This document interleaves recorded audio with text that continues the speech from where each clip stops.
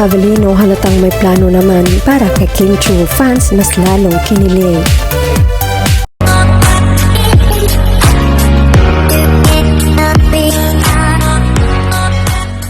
Paolo Avellino halatang may plano naman para kay Kim Chu, fans mas lalong kinilig.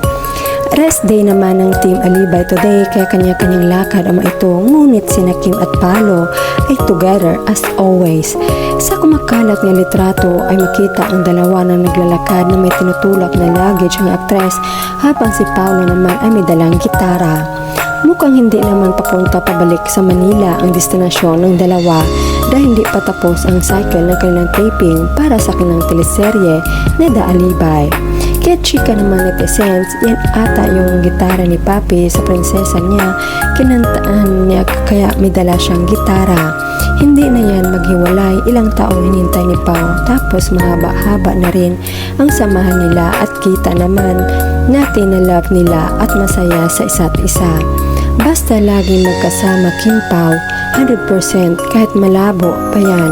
Kompleto na araw ko forever, Kim Pao. Hello lovers, happy to see you. Wala salitang blur sa Kim Paulandia, kita namin lahat yan. OMG, may dalang gitara ang Pau Pau. Haharanahin ba ang Kimberly? Magaganda raw ang mga gitara dyan sa Cebu, good quality.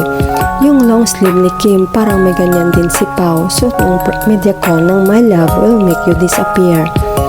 Nakakahappy talaga kayo Kim Pao. Pansin ko jacket ni Kemi kay Pau Pau. Ang ganda at ang gwapo, bagay talaga. Buti na lang pag magmahal si Kemi, totoo.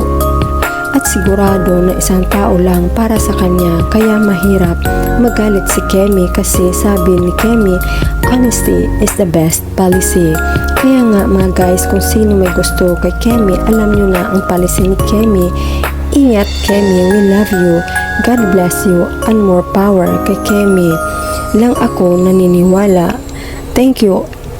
Pau, alagaan mo ng maayos si Kemi.